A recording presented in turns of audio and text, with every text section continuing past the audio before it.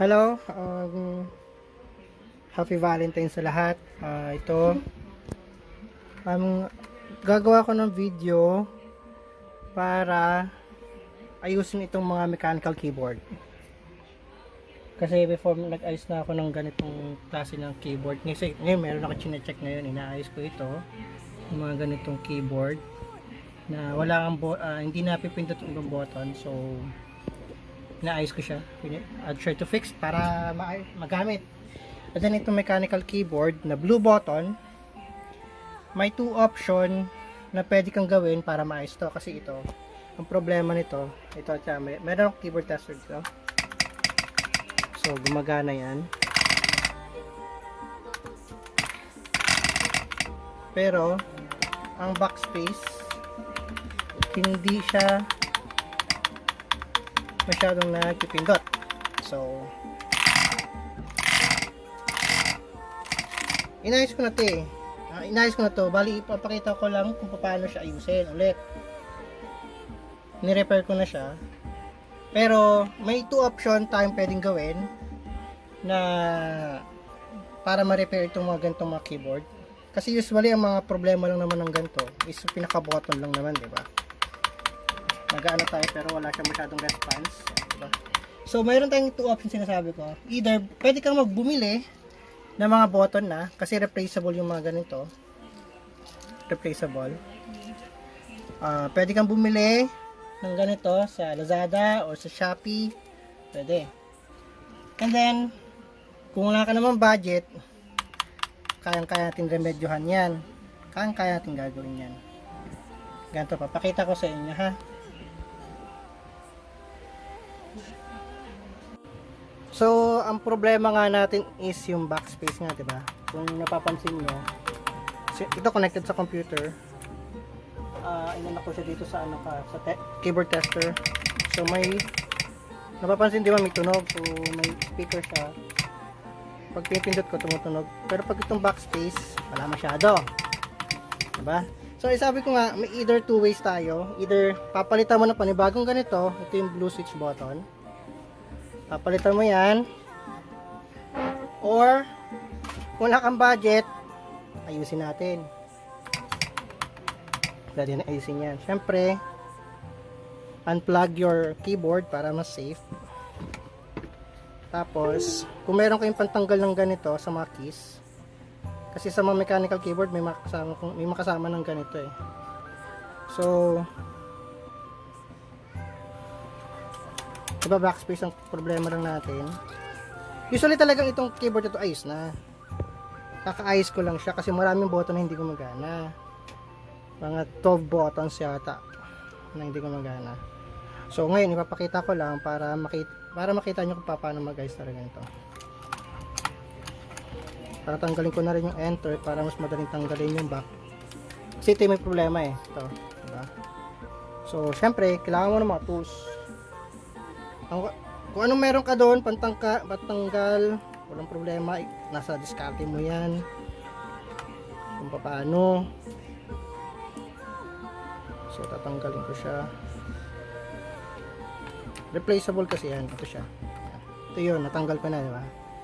So, kasi ito yung mga button, ito yung ano yun, kukonect lang naman sa mismong board ng keyboard. Ito lang yung dalawa. So, sabi ko nga, either pwede ka magpalit ng bago. Ito working to. Ito yung old niya. Pero ano to? Parang inayos ko na lang din siya.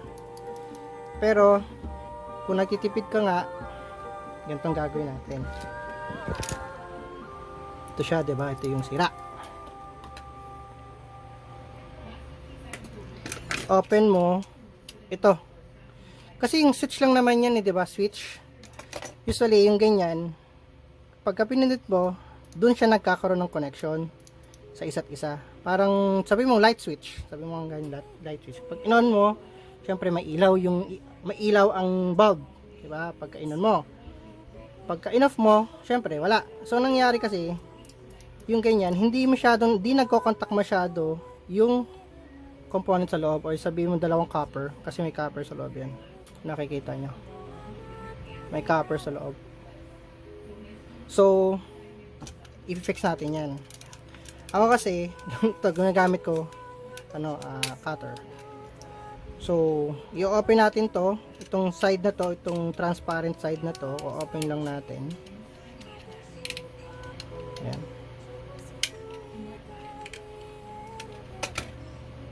Tapos ito siya. Ingat lang kasi may spring yan. Ito yung loob niya. Ha? Ito yung loob. So, yun nga, ang problema natin, ang sinasabi ko nga, kaya hindi siya masyado napipindot. Nalulos contact siya. Itong dalawa na to, kung nakikita nyo. Kung nakikita nyo itong itong copper na to, naglulos contact yan. Nangyayari. Diba? So, mas magandang gawin dyan, parang yan naman lang siya. Sisikipan mo lang siya. Either, kahit anong pwedeng sabi ko kung anong merong gamit ka dyan, sisikipan mo lang yung mismong ano niya. Yung contact niya itong dalawa. Sisikipan mo lang. Basta yung para nakikita yung magkadikit na yung dalawa. Itong dalawang copper na to. Ayan. Pag nakikita nyo na dikit na yung dalawa, contact na yan, meaning ito, parang kapag pagka nakakabit sa keyboard to, ito nakaano siya, nakadiin. Pag nakikita nyo nakadikit, kikita ba?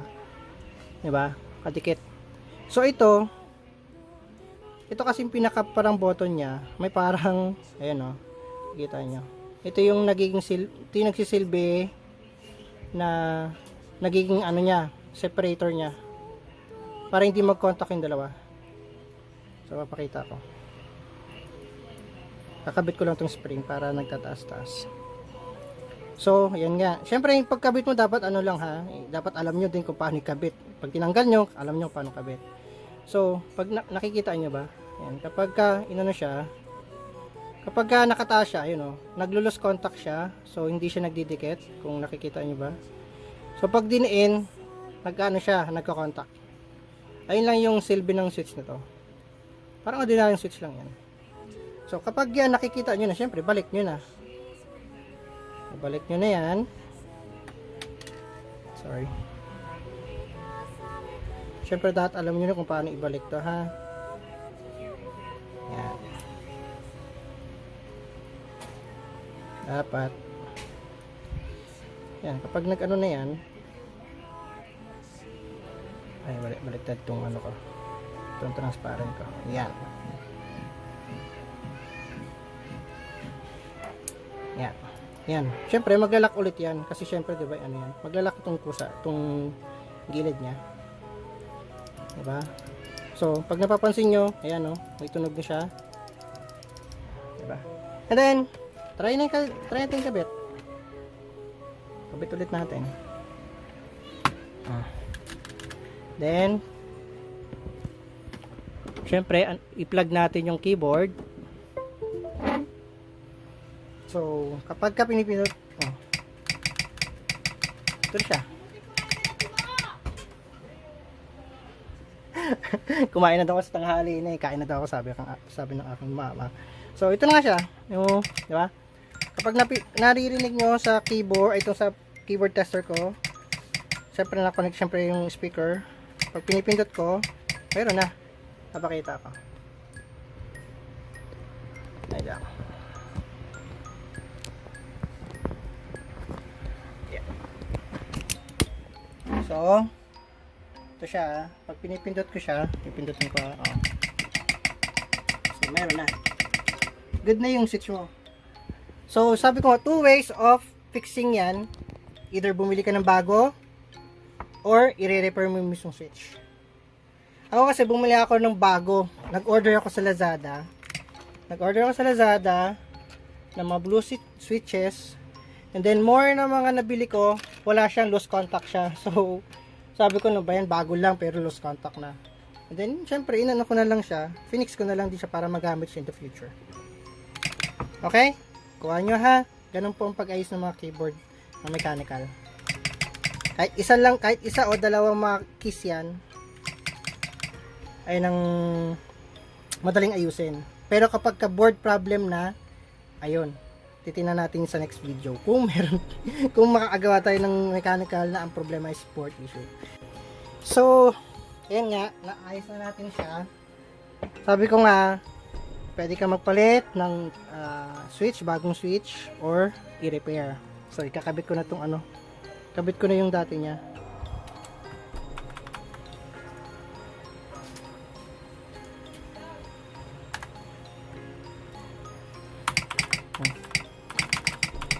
Working na siya. Masikip na siya kasi parang anong nangyari, nag-lose contact na siya, lumuwag ba? Lumuwag yung mismong copper niya sa loob ng nitong switch. So ito, kung nakikita nyo, may mga ayusin pa ako dito mga switch, mga old switches nito. Mga old switches nito ng keyboard na to kasi nagpalit ako ng halos lahat dito sa keys na to eh. Sa A to Z keys, nagpalit ako ng bago. So yung mga old keys, working pa to, pero i-repair ko kasi nga minsan nga pag ingat nga lang sa pagkabit ay pagtanggal kasi katulad ko yan o, napuputol yung mismong copper ano niya, connector niya. Kung nakikita niyo sa video, wala nang isa. naputol so syempre yung ganyan talagang papalitan mo na, hindi mo na ma-replace yan or hindi mo na siya maayos, ma-fix pala, hindi mo ma-fix to kasi naputol yung connector niya. Either kung may mga old na, may mga gantong sira na pwede mo makuha yung mismong copper niya na ipapalit dito, yun, isa pang possible na pwede maayos yung mga switches nito. So sabi ko nga, ito marami pa akong i-check, marami pa akong i-test. Ito yung mga nagawa ko. Mga old switches. Ay, yung mga old and new switches na sabi ko nga sa Lazada, yung mga walang lost contact. So inayos ko na. Para in the future, meron akong mga reserva na blue keys. Okay, tapos sige, ipapakita ko rin kung paano mag-ayos ng ganitong keyboard.